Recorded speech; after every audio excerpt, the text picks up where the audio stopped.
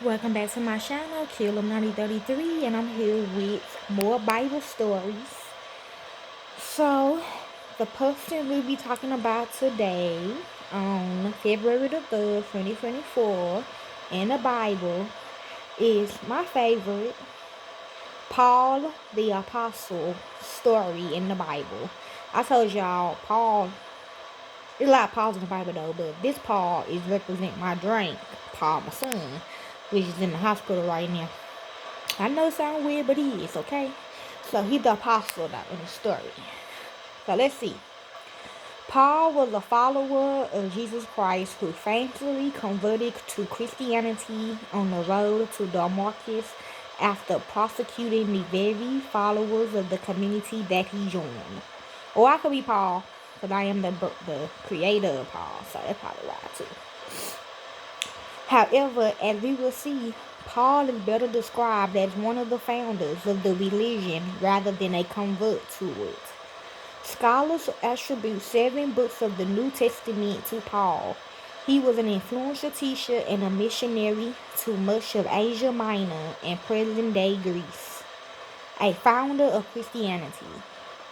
In the last century, scholars have come to appreciate Paul as the actual founder of the religious movement that will become Christianity. Paul was a disciple Jew, a member of the party of the Pharisees, who experienced a revelation of the resurrected Jesus. After this experience, he traveled widely throughout the Eastern Roman Empire, spreading the good news that Jesus will soon return from heaven and usher in the reign of God, the kingdom. Paul was not establishing a new religion. He believed that his generation was the last before the end time, when this age will be transformed. However, as time passed and Jesus did not return, the second century church fathers turned to Paul's writings to validate what would ultimately be the creation of Christian dogma. Thus, Paul could be viewed as the founder of Christianity as a separate religion apart from Judaism. In Christian tradition, he is known as Paul of Tarsus, and this is where Luke says he was born, Acts 9:11. At the time, Tarsus was located in the province of Sicily, now modern Turkey. However, Paul himself indicates that he was from the area of Damascus, which was in Syria. See the letter to the Galatians.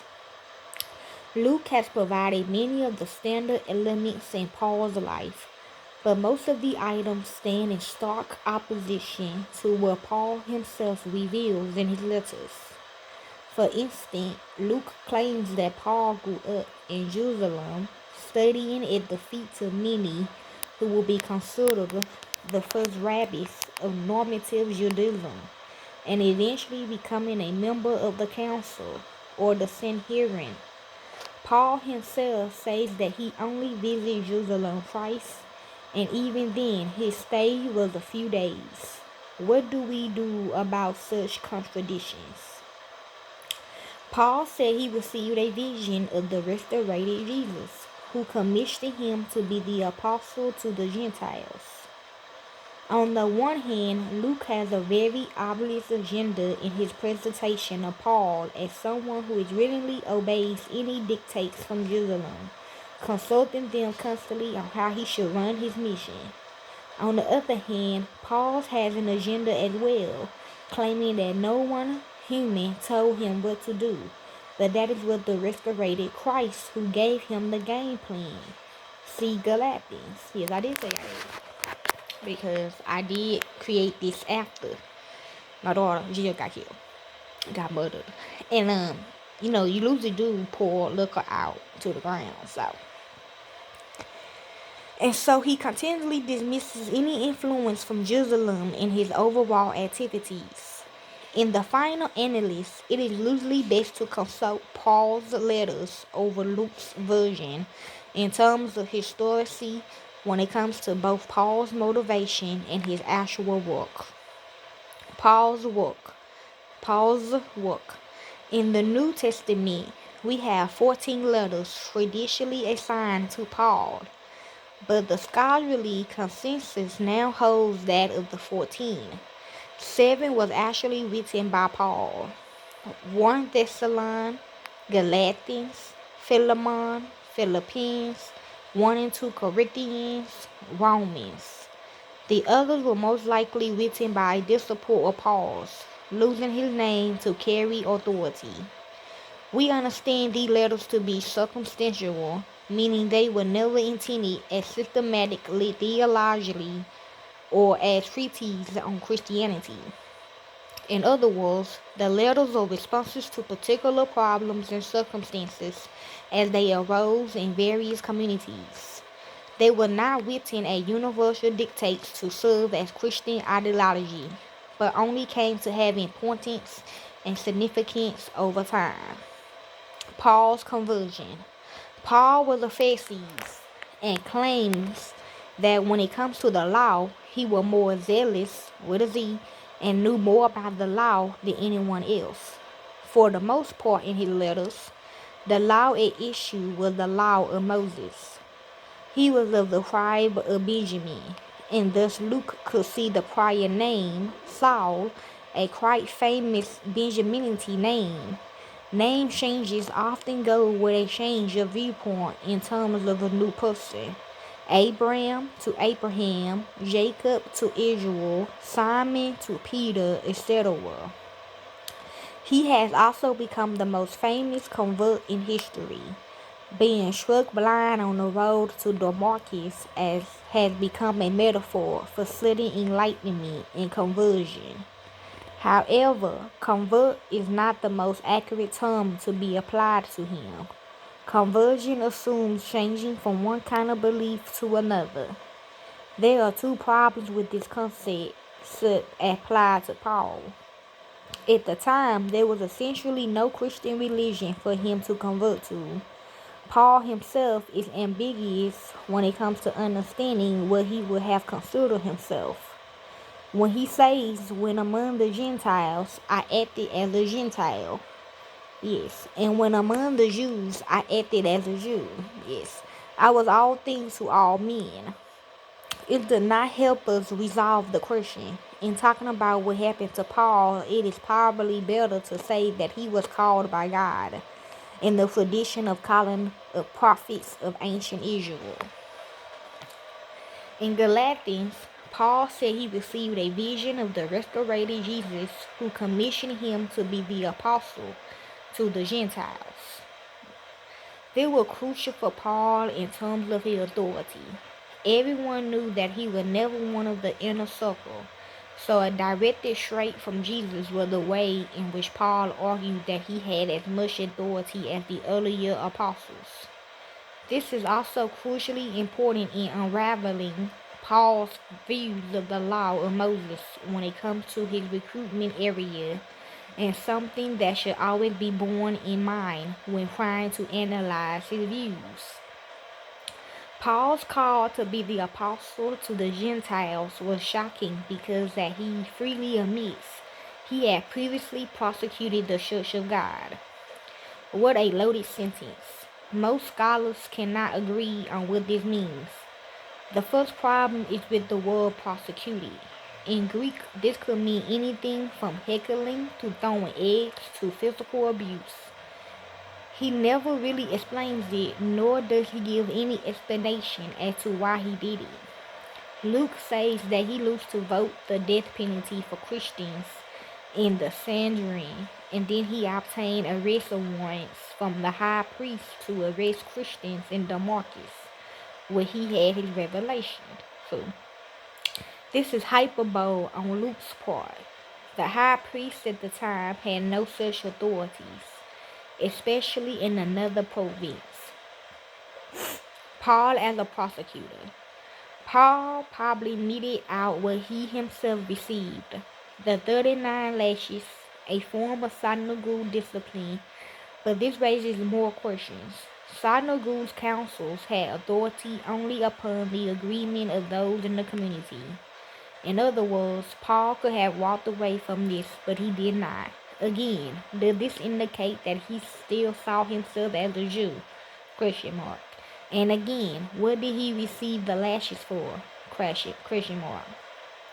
What were Christians saying, doing that would lead to disciplinary action? Question mark. Many theories have been offered over the centuries. One, Christians taught against the law of Moses. This is true when it comes to Gentiles, but then Gentiles were never expected to follow the law anyways. 2. Christians were stirring people up with Masonic fever. These were the decades leading up to the Jewish revolt. The synagogue authorities see such preaching as a threat to the peace of their community vis-a-vis Rome? 3. Christians and Jews were in hard-fought competition for the souls of these Gentiles who was hanging out in the synagogues, and Jews saw the Christians as a threat to their recruitment areas. This one is potentially false. Judaism was not a missionary religion. 4. Paul, like John, contains high Christology. His experience of seeing Jesus in heaven means that Jesus was already defiled in a sense for him, and he advocated worship of Jesus, which is probably the turning point between Jews and Christians. He repeats a hymn he had inherited in his letter to the Philippians. 5.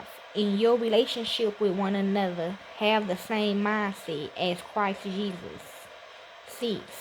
Who, being in very nature God, did not consider equality with God something to be lost to his own advantage. 7. Rather, he made himself nothing by taking the very nature of a servant, being made in human likeness. 8. And being found in appearance as a man, he humbled himself by becoming obedient to death, even death on a cross. 9. Therefore, God exalted him to the highest place and gave him the name that is above every name. 10. That at the name of Jesus, every knee should bow in heaven and on earth and under the earth. 11. And every tongue acknowledge that Jesus Christ is Lord, to the glory of God the Father. That every knee should bow indicates worship. Hellenistic Judaism had incorporated a multitude of heavenly beings, with accompanying heresies, archangels, cherubim, seraphim, etc. But no one ever advocated worshiping any of these beings that were reserved for God alone. This is where Christians will begin the process of separating from the mother religion, Paul and the law. Paul's job, as he saw it, was to bring the good news to the Gentiles. Almost everything he writes about the law pertains to this. The law of Moses was never understood to be applied to the Gentiles in Israelite tradition. So Gentiles need not be subject to circumcision, dietary laws, or Sabbath regulations. These three are the focus, and they are physical rituals that keep communities separated.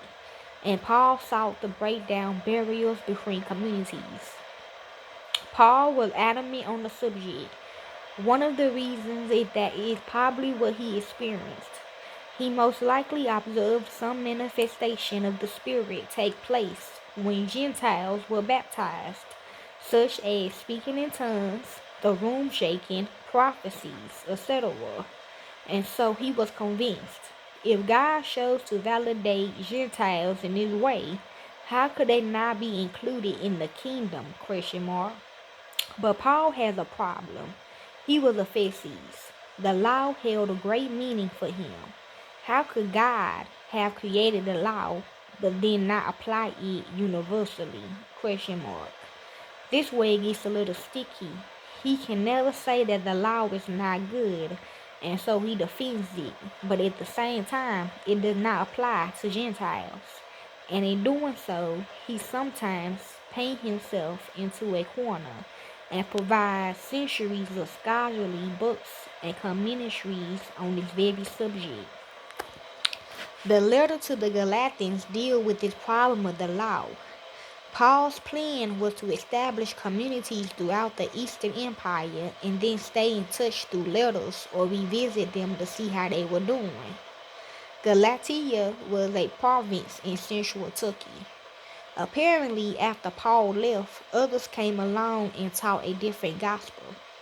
Paul was outraged by this, and he said, even if delivered by angels, there is no other gospel than his. The different gospel advocated circumcision, dietary laws, and Sabbath duties, the very thing that Paul had fought against. So he repeated his teaching on this matter for those communities. Turning to scripture, he found his rationale in the story of the call of Abraham in Genesis 12, with both the name, father of nations, and the promise.